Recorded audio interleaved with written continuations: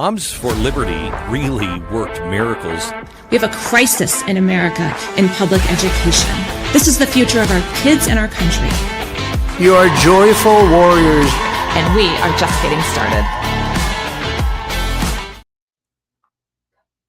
Welcome to the Fire of Liberty show. Today, we're going to have a great conversation about communication. There is so much communication right now across the country, from social media to television, YouTube channels. You can log in just about anywhere and receive communication. But are we really communicating? And so on today's show, usually we have frontline activist warriors, our moms and dads that are fighting in this culture war. They've been forced into this fight. But this morning, I have a very special guest. We're going off the beaten path just a little bit today.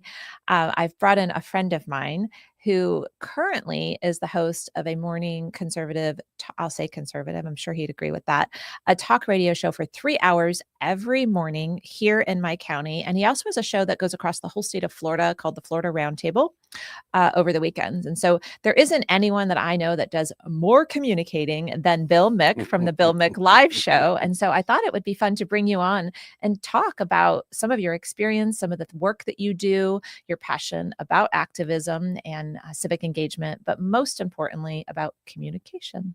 Welcome to the show, Bill Mick. Thank you, Tina. It's good to be here. Appreciate you inviting me. I am so glad to have you here. A couple more things about Bill that I don't know that we'll get into, so I want to make sure people know about you. He is a former law enforcement officer. I like that term better than police officer. I'll go with cop, but okay. He's a former cop. I think I've heard you call yourself is it a beat cop? Is that what I did some of that work, yeah. Yeah, I saw in your bio SWAT, yep, which is fascinating to me because I did the Stoneman Douglas training, sure, the Guardian training, where I learned how to clear schools and buildings and such. And so SWAT work is intense. More than people think, yeah. Yeah. And trained by the folks in Prince George's County, Maryland. We went to their emergency services team tactics course. And you're from West Virginia. So when you were there, you went all the way to Maryland for training. Sure. Yeah. And you said, I did not know this about you till I read your bio this morning, that you were a member of the National Guard. West Virginia Air National Guard. Yes. The two folks that were just shot, weren't they from West Virginia? They are National Guard members, as I understand it, from the Eastern Panhandle, closer to DC than I was, way closer. Still, but, is there some personal feelings there for you that when you saw that, when you heard where they were from and the work they were doing? I don't know how long you served. Not unexpected with mountaineers. I mean, West Virginians are very patriotic people. They serve probably disproportionately to other states in the military. Some of that is job and career opportunity wise, but a lot of it is driven by patriotism. Absolutely loving this country and the opportunities that the military career can afford. Absolutely. Yeah, it was shocking to see that. It was horrible watching it unfold and to see on the streets of our capital city. And they were there to help deter things just like that. Sad. Yeah, I think one of them is still holding on for his life. I saw some posts this morning from about his mother saying that he's responding in some ways, but not in others. So he still needs a lot of prayers. Absolutely, he does. And to be willing to do that. And let's be honest, you don't go in. I was in law enforcement for 17 years. I was in the Air National Guard for 6. And you're trained. There are dangers associated with it.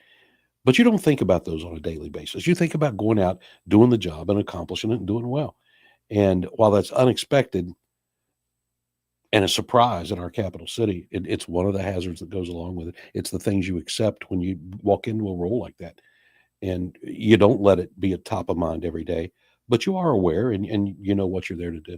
It's sad. You hate to see it. I know. I told you right before, I'm not going to ask you anything you don't know the answers to. But as we're having this conversation, I saw on the news somewhere that said they weren't armed or they didn't have ammunition. Do you know anything about that? And do they usually carry it? Is there a reason they weren't? Am I misguided? Do you know anything about this? I would hate to think they were patrolling without the availability of ammunition in a situation that they were there to quell. Historically, I have seen Guard units deployed and they may have ammunition, but ordered to carry it, not load it until a need arose. Well, this is not a war patrol situation. This is a situation where something can come up at any moment, and any seconds lost are precious seconds that could cost you a situation like they ran into. And I don't know the specifics of how they were carrying or told to. Yeah. I mean, I've I've seen them in DC in recent months since I've been up there. So they have weapons on them, but I guess the ammunition is, I didn't understand the story that said there was maybe. Don't know if they ammunition. load their magazines and the weapons when they carry them, or if they charge the battery to be able to fire if they need to. I don't carry an unloaded gun, and I carry it ready to go to work, and that's how it should be. And you pray you never have to. Thank God in my time I never did. Yeah, you need to be able to. This is a random conversation for our show. Okay. I'm not sure we're going I down. do that on my show on occasion. We're going down a right. rabbit hole here, but we just talked about the Stoneman Douglas training, the Guardian training that Yeah. I went through, and you absolutely need to be able to pull your weapon immediately if there's a Yes. threat. And I would think our National Guardsmen would be prepared in that fashion. I would hope so. To neutralize a threat if needed. Anyway, let's move on to what we're supposed to be talking Okay. about today, and that is what you are an expert at, and that is communicating. That is something activists need to do and do well. And I know you have a lot of thoughts about communicating since you do it 3 hours a day. At a minimum, you're doing it because then you record other things afterwards. Even today, you were like, I can't come right over because I have to record this and that and the other. So give us some thoughts on what good communication looks like. Have a lesson from my first boss in radio. Gentleman's name's John Harper. He owned WMEL here in town. When I moved to Brevard County in 1998, I was already a Rush Limbaugh junkie as far as radio goes. So the first thing I did when I moved to town was find the radio station that carried Rush Limbaugh. And it was carrying quality programming, but the morning show was not good. It was feature after feature, no real conversation, nothing about the community that I was trying to learn about. I learned our community from the newspaper, which was very good at the time. Reporters all over the county covering every commission meeting, every board meeting, letting you know what was going on. They, through attrition, have lost the ability to do that. They don't cover those meetings anymore. You get maybe 2 stories a week from the print media that's viable for what we do. And I learned my community that way. And I wrote John a letter. Didn't know him from Adam, but I wrote him a letter and said, and this was paper, pen, through the U.S. mail. Didn't have email at the time. And I'm from West Virginia, smaller market than what we are in Brevard County. And I hear more vibrant talk radio in and around Charleston, West Virginia, than I'm hearing on the Space Coast of Florida. I don't like to complain without offering to be part of the solution, but I know nothing about radio. He got a hold of me a couple of 3 weeks later, probably a phone call, and said, why don't you come in and sit down and talk to me? I met him one afternoon for an hour in his conference room. He's from the left, I'm from the right. We left that conference room like we'd been friends for 10 years. The next Saturday night, I'm doing overnight talk radio, trying to figure out what I'm doing. And it was ugly. It was not pretty, but it was a start. And a year and a half later or so, I had his morning show and started my career in talk radio the spring of 2001. There's so many lessons, I think, in that story. The first lesson is that you saw a problem and you took action. And for our folks and activists that are probably watching right now, I think that means everything. That's how everything starts. You didn't just sit at home and complain about it. And if you would have had Facebook and X back then, you type away at how bad the show is. You actually reached out and said, you want to know what gave me the courage to write that letter? What? Professional umpire school. Okay, where are we going with this? I went to Jim Evans Academy of Professional Umpiring that January. And in umpire school, not only are you learning everything about the rules, everything about positioning and doing the job of umpiring right, you're also learn to argue and stand up for yourself and to be right. Maybe even if you're not right, and not that umpires are ever wrong, because I was never wrong, but you have the confidence that comes from that. And that confidence let me write that letter and gave me the confidence to do what I do every day. Had I not gone to umpire school, I wouldn't have had that kind of confidence. So let's give Jim Evans and his crew some credit. Okay. I don't know Jim Evans, but he was an American League baseball umpire. I think there's a lesson there too, that we are constantly learning, educating ourselves, training to get better at things. And you can get tools and resources and equip yourself in a variety of ways. For you, it was umpire school, gave you the confidence you needed to reach out, which led you down this entire career path about communicating and activating people. I would say from a longtime listener of your show, you do a great job of getting people engaged and involved. But let's talk a little bit more again about communication and what good communication is, because I think what we're seeing today is very bad communication. So there's some In more, far too many places, in far too many ways. we're overwhelmed with it. It's We are. everywhere. But there's another lesson out of your communication with who was the guy at WMEL? John Harper, yeah. With your communication with John. He was on the other side of the aisle on a lot of your issues, but the two of you came together because you reached out and you guys were able to have a conversation, and you actually got a job out of it. He also knew radio and knew what was successful in radio. Rush Limbaugh, having become the icon that he was, he'd only been nationally syndicated for 10 years at that point. And he saw where success was in radio. And look, the left has tried talk radio. They don't do it well, and they don't stick with it. They are bumper sticker talking points. And beyond that, there's very little. They don't go into substance very well at all.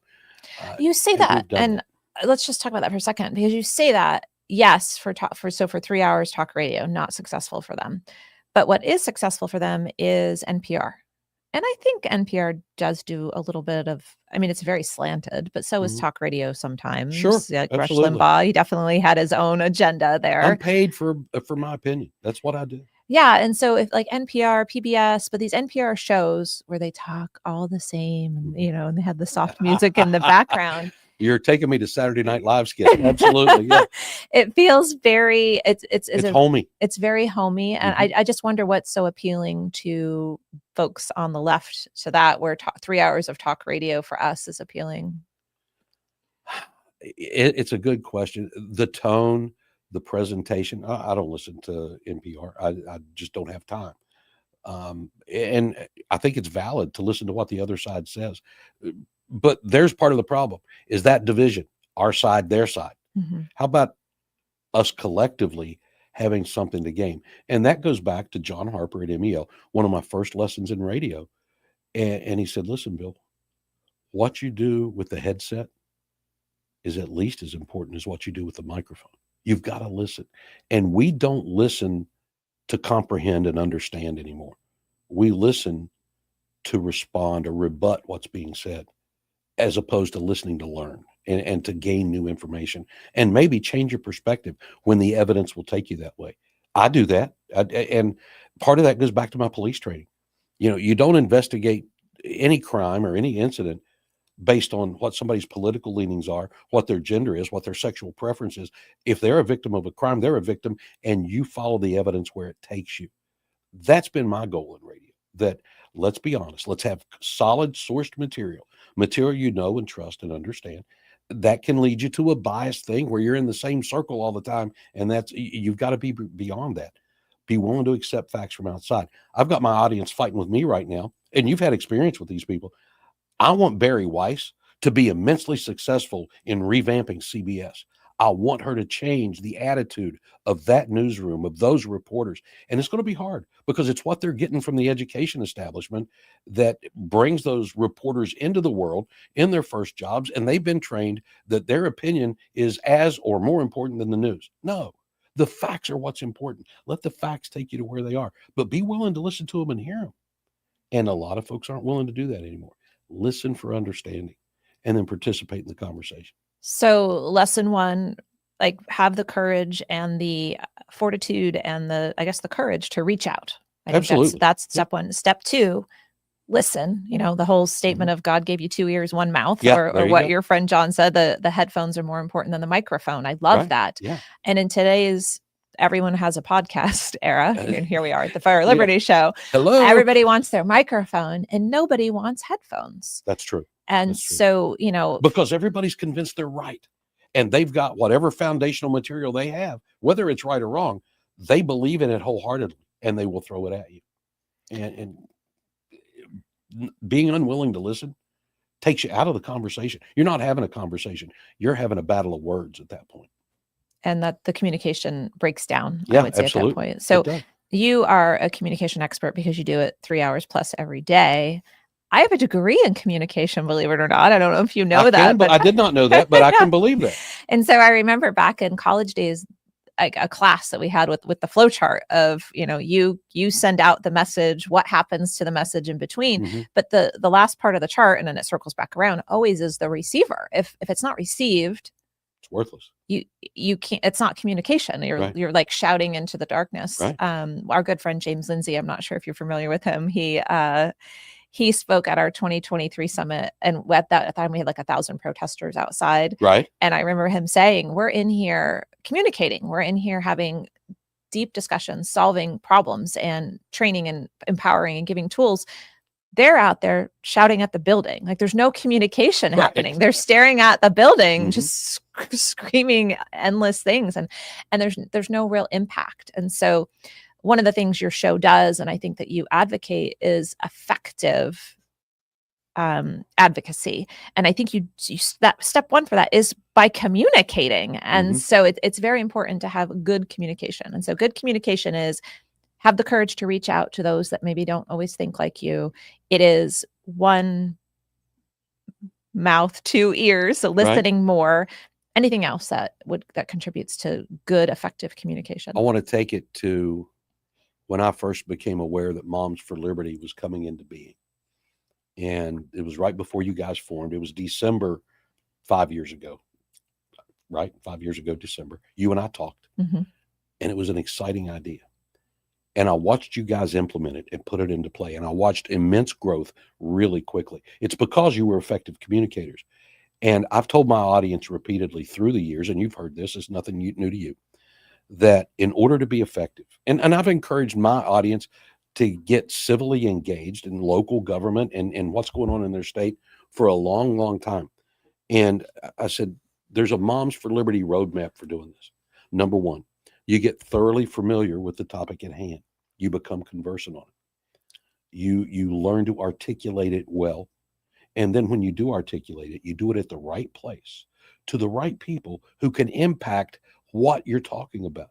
You guys are the textbook for that, and you've done it well, not just here, but around the country. And it exploded in 5 years to watch. I mean, I've never sat down with President Trump. My friend Tina has repeatedly, and I'm proud of you for that. Yeah. I'm excited for what you guys have done.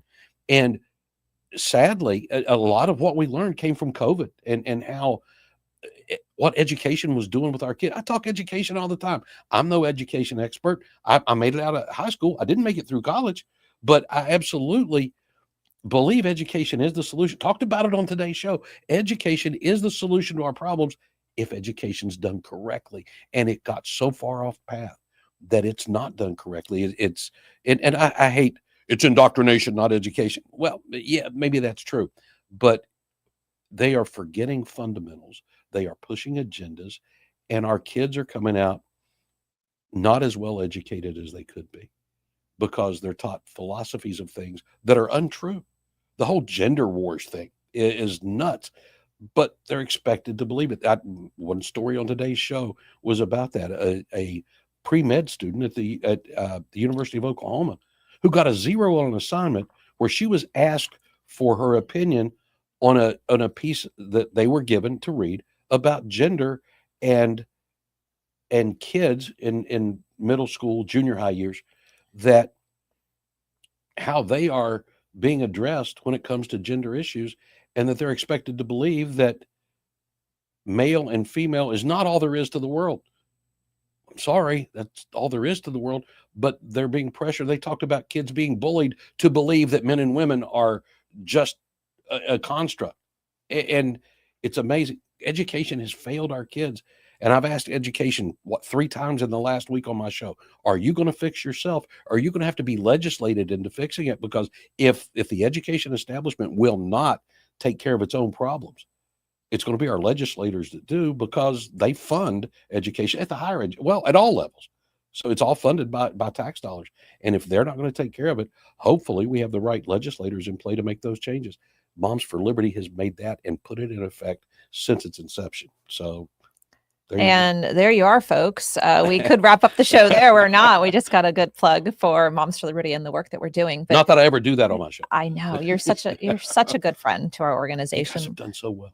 It is remarkable. So as I was putting up our post about this show today, I was saying, oh, Bill's had me on his show. And I was like, how many times have I been on his show? Dozens is what I put in the post. But then I said over the last, and I was thinking 5 years. And then I was like, oh no, it's been 10 years. It has. And so, I mean, I was introduced to you because I decided to run for school board in Yes, 2015, and absolutely. that's been 10 years. Yeah. It's remarkable. And so I was thinking back to how green I was. Our friend in the community, Kendall Moore, Yeah, he has all the candidates. He usually introduces himself at some point to all the candidates. sure. And he had sat me down and he said, "You seem very nice, but you are very green." Is what he said.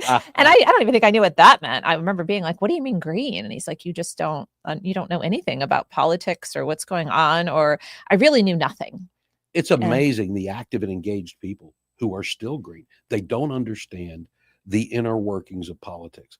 From my days as a baseball umpire, I like the game inside the game as much as I like hitting, throwing, running, pitching, whatever. The game inside the game, the mind game inside the game is interesting to watch pitchers and batters duel or pitchers and runners duel, those kind of things. And the unwritten rules that are there.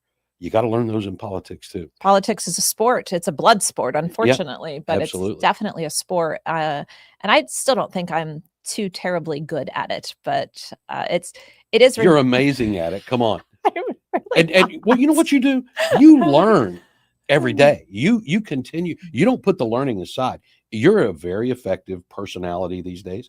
You have the ability to connect with the right people because of what Moms for Liberty's done over the last 5 years. You are in a position really of power, but that's not gone to your head.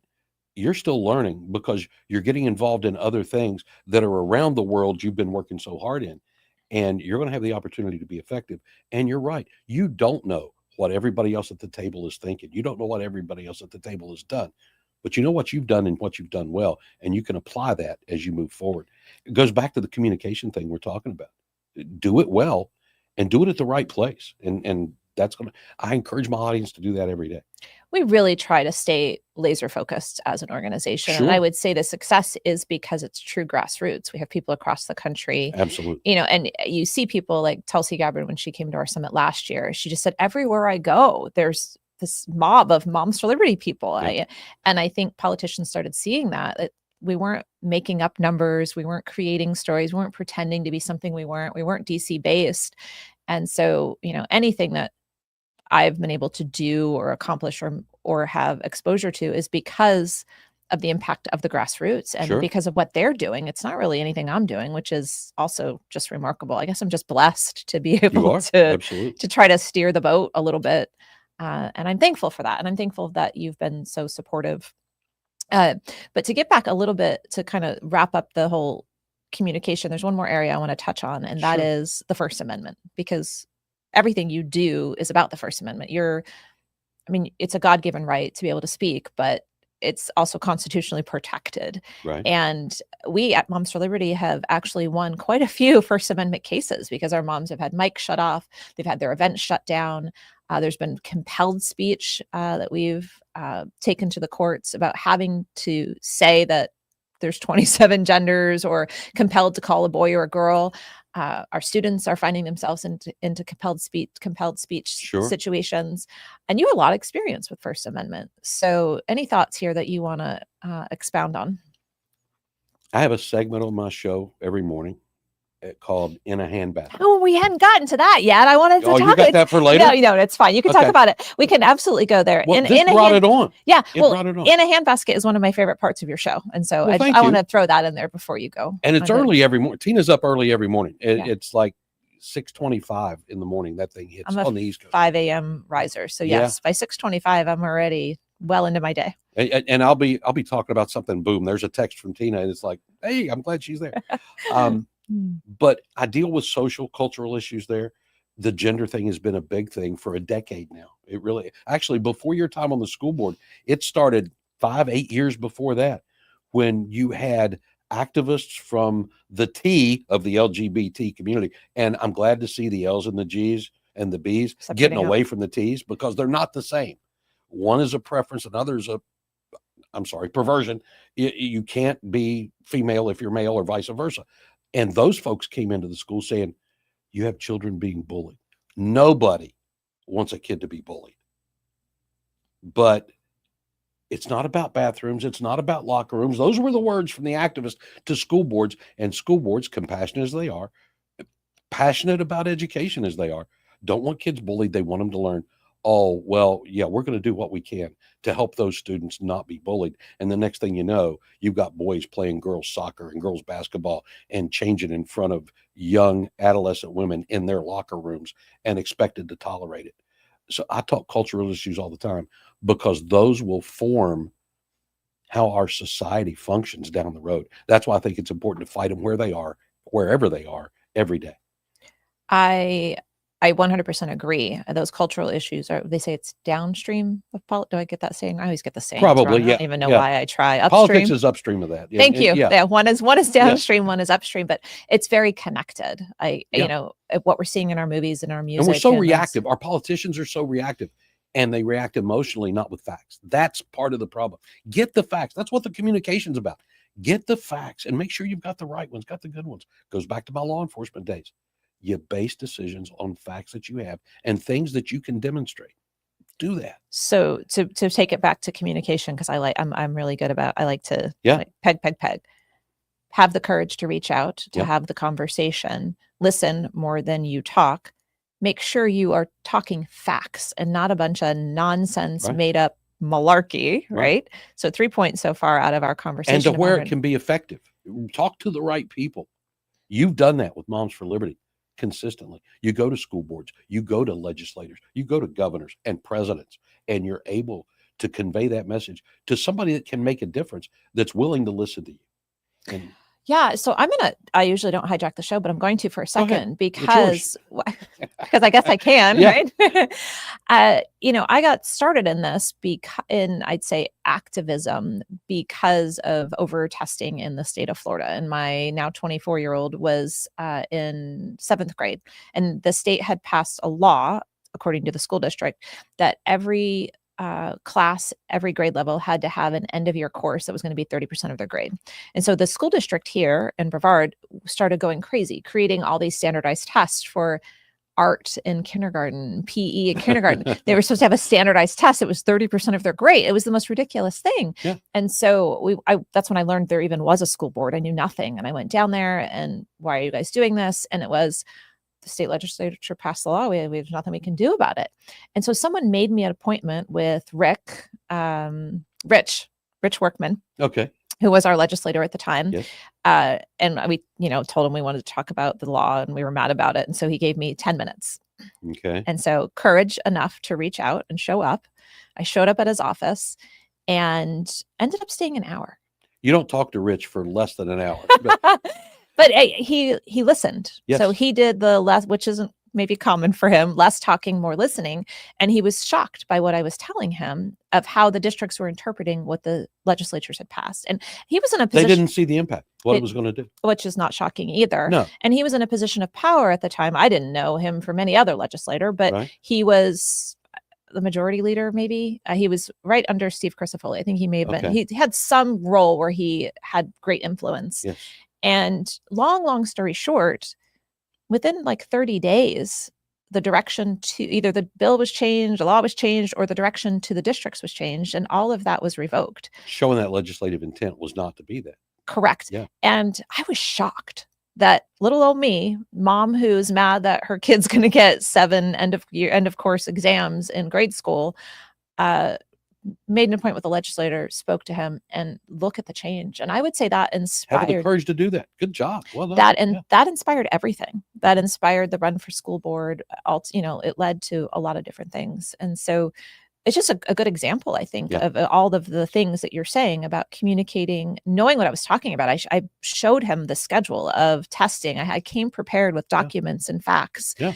And the impact was great for the whole state of Florida. Funny about Rich, and he was a Republican legislator, a pretty conservative guy, but we don't all always agree. And Rich was on the show very regularly, much like you were when you were on the school board, or have been since Moms for Liberty was formed.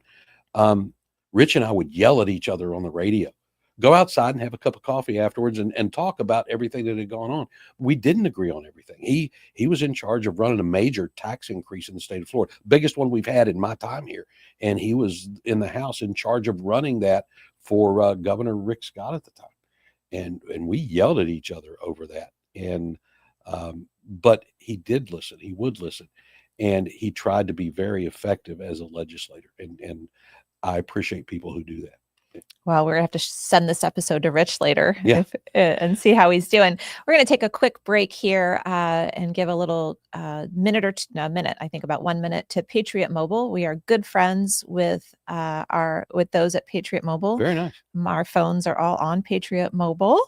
They are the only Christian conservative cell phone network, and they use the same networks as AT&T and Verizon and Sure. all of the main brands. But when you spend your money with Patriot Mobile, they use their profits to invest in organizations like Moms for Liberty and other things that most of us believe in. That's great to hear. Yeah. So if we could roll that commercial, please. In 2025, we find ourselves in a pivotal moment where the call for unity, freedom, and a better future echoes louder than ever. For more than 10 years, Patriot Mobile has been committed to supporting the values that make our nation great. With affordable plans and reliable nationwide coverage on all 3 of the major networks, Patriot Mobile is not just a wireless service, it's a call to action for those who believe in the American dream. Choose a wireless carrier that shares your values. Choose Patriot Mobile. Well, it's turned off.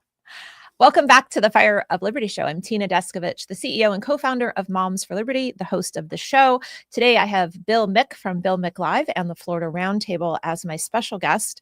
Usually we have chapter leaders, frontline activists and warriors, but today we have a communication expert. I didn't know if you've ever been called that before, No, Bill. never. And we're discussing things like communication and activism, but how to be effective. So many people are not effective, Bill. Mhm. And now that we're back from the break, I want to talk a little bit about, no. Before we get back into the conversation, I want to remind people that yesterday was Giving Tuesday. And we had a goal of raising $50,000 yesterday. I think we just passed 35,000. I know it's another day, but we're going to extend our fundraising into today in hopes of reaching $50,000. So go to momsforliberty.org/donate and give us your most generous contribution so we can continue to do the good work at Moms for Liberty. Now we're going to get back to you. I had to do a little plug there Nothing wrong with it. for fundraising because we are a nonprofit organization. We live on donations. Sure. And you've been around since, I loved how we talked a little bit ago about December, because our launch date was January 1st, 2021, right. But December, and actually November, December is when the ideas started formulating. And I didn't realize that I had talked to you until you just said it sometime in December about. That's why I'm confused about when the anniversary is, because you put the anniversary in January. So wait a minute, I knew about this in December. What happened? Yeah, well, I built the website in December and I launched the social media pages. Well, not all of them. I launched Facebook in December. Okay. And then thought this is a real thing. And so I started filing all the paperwork with a start date of January 1st because I'm a little bit type A. Just a little. You're a shocker. I know we're all shocked by that. And Derek didn't think so. But okay. I wanted a very clear budget year. And so I was like, we cannot launch till January 1st officially so that we could always have a good solid fiscal year, January to December. Anyway, that's a little back, little glimpse into the mind of me as we were forming this organization. And you did so well. And it was such a good idea from the beginning.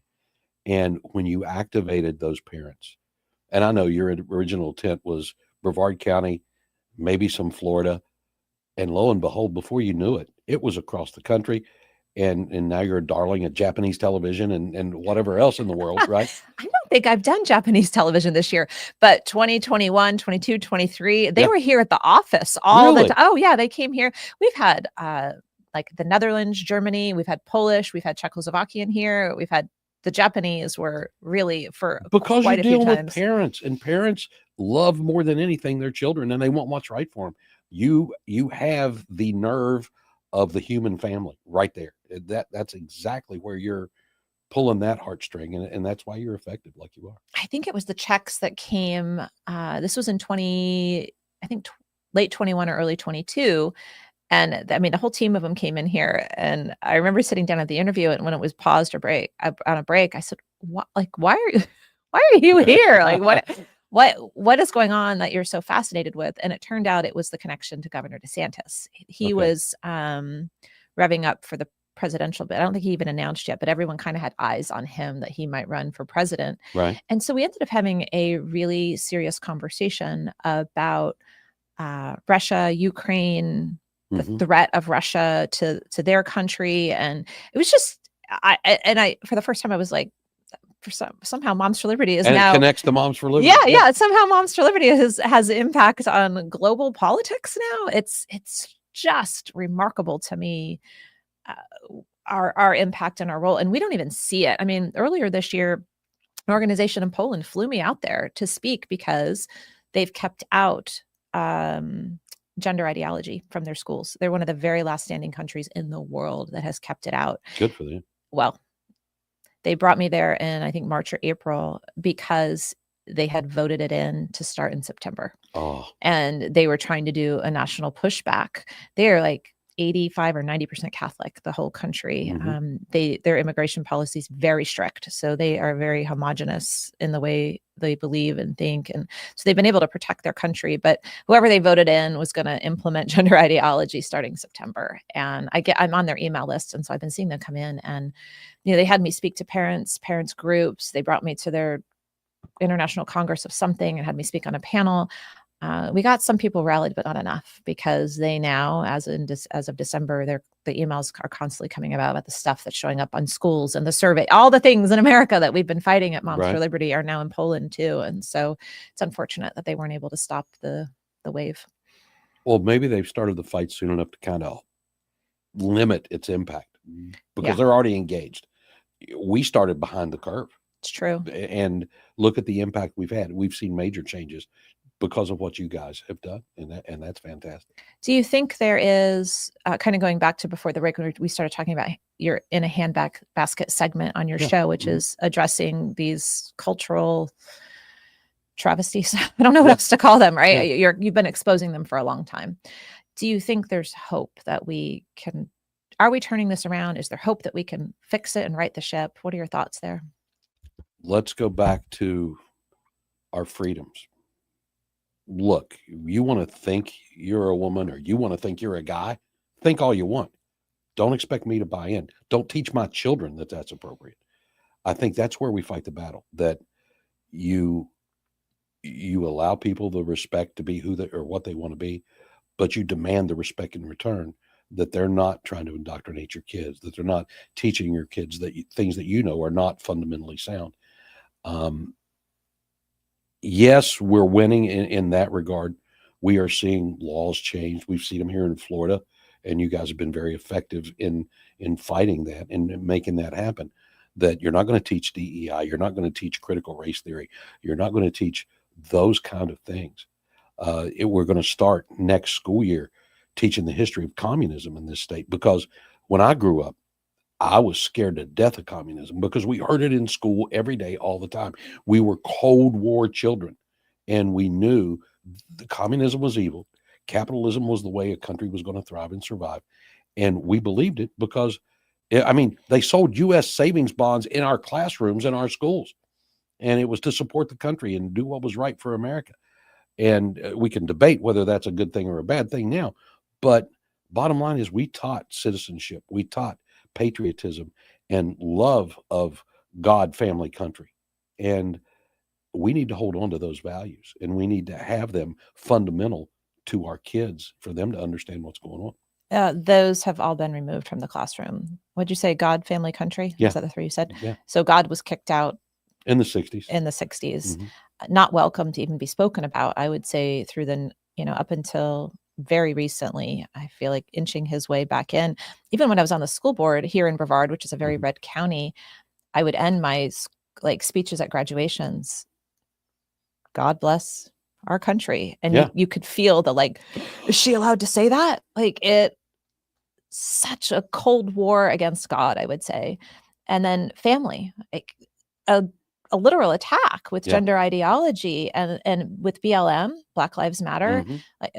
People might be watching saying, what does Black Lives Matter have to do with the destruction of the family? There are 13 tenets. One of them is to abolish, the word isn't abolish, but it's to undo the nuclear family. And so the movements that have been injecting themselves into classrooms with curriculum that schools have adopted Mm-hmm. literally is to kick God out, to break down the family. And 22% of high school seniors can name 3 general pieces of information about American history. So we've destroyed that also. So God, family, country are no longer. And, Moms for Liberty is working to try to right that ship, but Mm-hmm. we need a lot more help than just our organization. I do a thing with my news every day, and I do a short news segment to open the show every day, catching up on news from around the state. And I do Today in History with that. And yesterday or day before was the anniversary of Joe McCarthy being censured by the U.S. Senate for having gone after communists. And I said, back then they talked about communism. Today we elect them. And you've got Mamdani, who's been elected in New York as their next mayor. You've got Katie Wilson in Seattle, both of them Democratic Socialist. We have the youth today embracing socialist policies as viable political alternatives with no knowledge of the history of what socialism and communism have done across the globe. But every time it's tried, it's failed. And capitalism, the only solution to that. And yet we're seeing our country start to vote in that direction by kids who have been misled back to the fundamental of everything that happens in this society by education. The education establishment refusing to correct itself. That's why the mission you have is so important. And the communication that you guys do is so important and so effective. And God bless you. Keep it up, because that fight is going to continue. You hear that, ladies and gentlemen? Keep it up. Bill Mick says, Yep. Keep it up.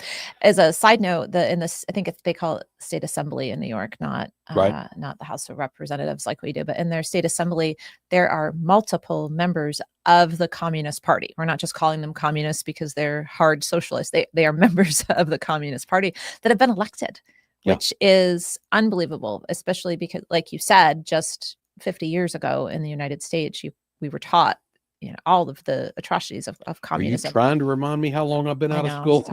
Sorry about that. That's okay. Okay, so I want to move a little bit into a little bit more about civic engagement and how you use your communication, your voice, your show to get people civically engaged, and ultimately your why. Like, why do you do this? I heard, I think it was on your show this morning, or maybe it was yesterday with Dave, where you said you're doing show prep 24 hours a day. Like show prep, everything is show prep. And so this is your life. That's my phrase. Life is show prep. Ask my friends that there are things that come up as we're having dinner, going to a movie, having a discussion. I'll be out in public somewhere. I'll see something. I'll hear something. Somebody will walk up to me, recognizing the voice. They don't recognize the face. As much as it's been out there on the website, they recognize the voice, which is just a hillbilly with a microphone. But why though? I want to know your why, because this is because your everything is life. relevant. Everything that you do. I'll sit and watch a ball game, and I've got my phone in my hand, like some teenager at the mall, and I'm researching stories to talk about the relevant things in this community. Why? Because governments at the local level impact us the most. Everybody in my business likes to talk about the national stuff. I'd rather talk about local and state things because they are as, if not more important, because they impact us more directly. We deal with the local garbage rates. We deal with the local tax rates. We deal with the laws and restrictions that are on play for business or other things. And those are created first at the state level and then locally by the various subdivisions, be they county or cities or whatever. And we don't engage on those. And I always have.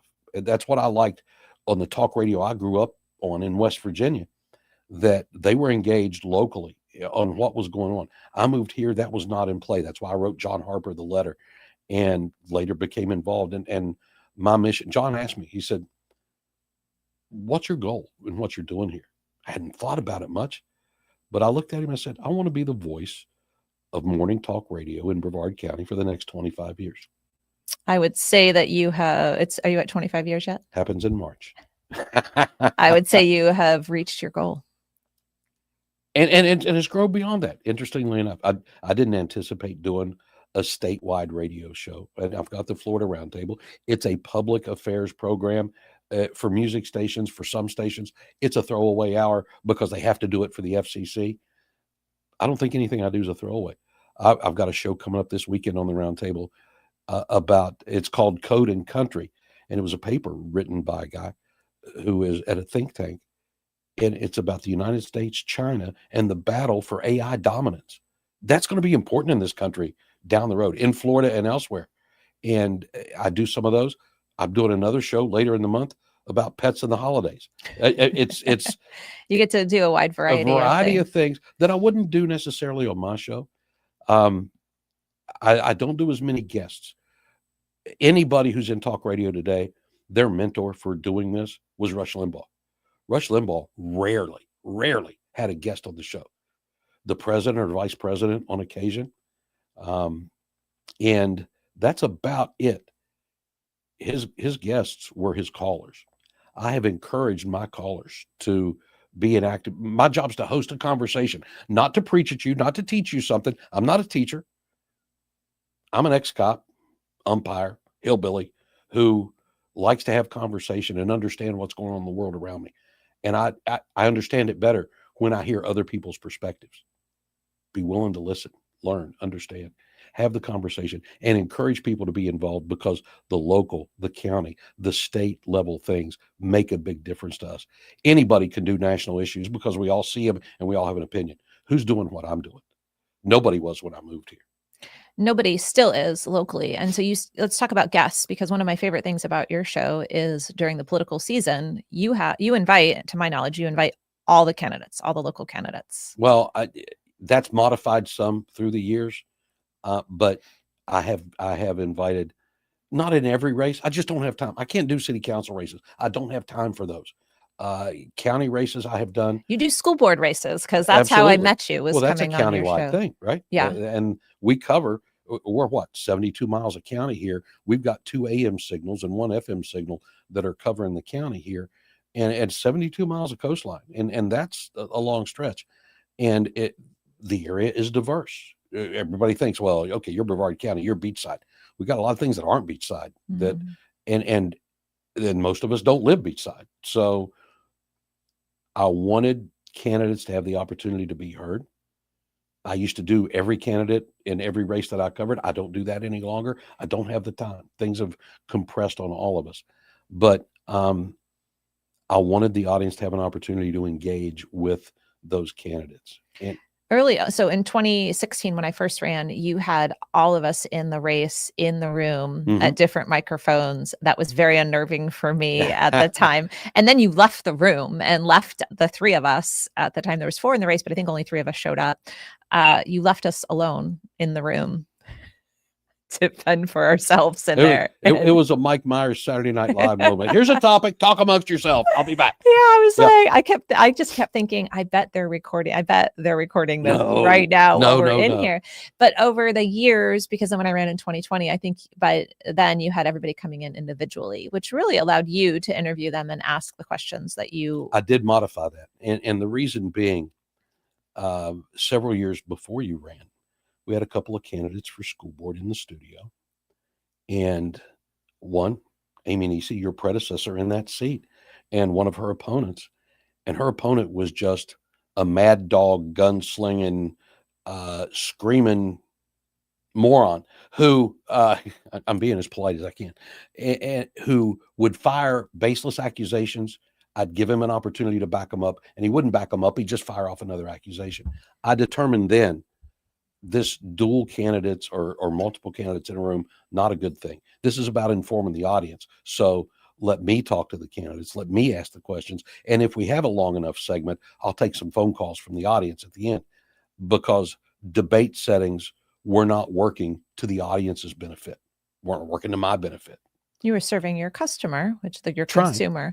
So just a little anecdotally, you don't have to give names if you don't want, but some of your best candidate interviews that you found the most real, the most helpful, like you could say a name, or you could do what type of candidate, what does a good candidate interview look like? Because those that are listening can benefit either if they have a show, or they want to interview somebody, or if they're going to run for something, or if they're helping on a campaign. What kind of advice can they give? This is scary because you always leave somebody out, and I hate doing that. That's why I said you don't have to say names if you don't want to. But well, let's throw out a big name or two. Secretary of State Marco Rubio was an excellent guest when he was running for the Florida Senate, or So not for the U.S. Senate. You interviewed Marco In my Rubio. studio. He came to Brevard and sat in with me. I'd seen him speak at a Republican dinner a year or two before. I knew he was an eloquent speaker. I knew that he was energetic, and we should have opened the show with this. You and Marco Rubio hanging out on the show. He was a good interview when he was running for Senate. Problem I had with Marco, once he got elected, his people wouldn't respond to me. I couldn't get him back on the air to talk about issues that he was dealing with for us. So radio's a tool to the candidates especially, and I'm okay with that. I get it.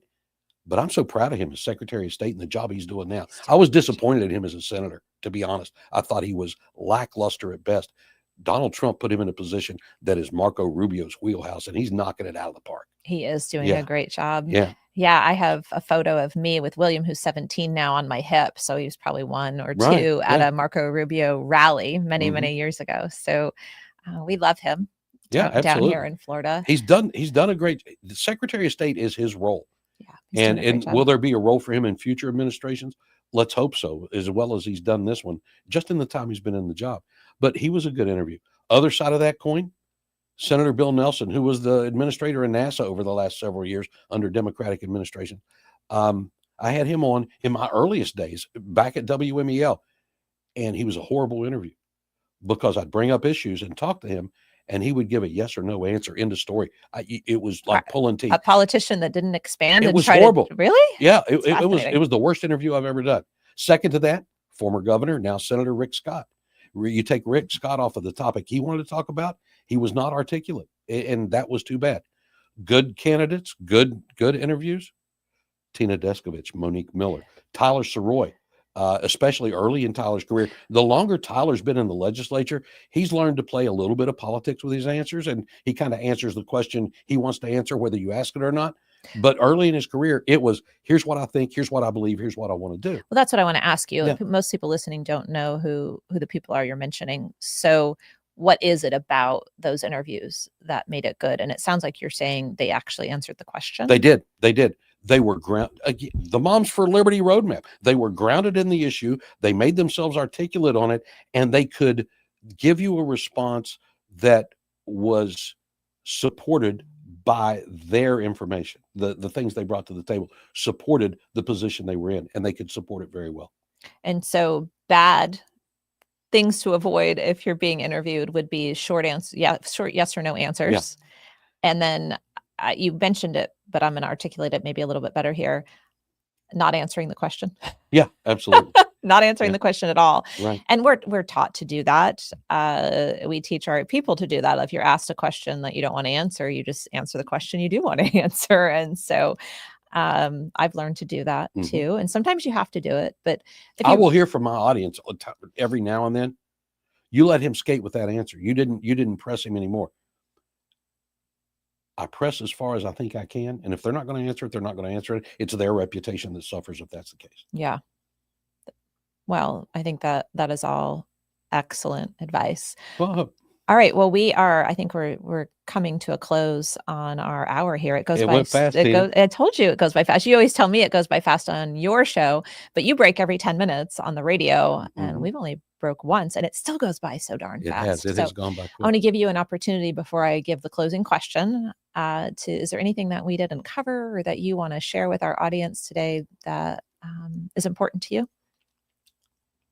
The idea that we need to learn to listen, that if we're going to be effective communicators, if we're going to make an impact in our community, that we need to listen and learn and realize we've got learning to do.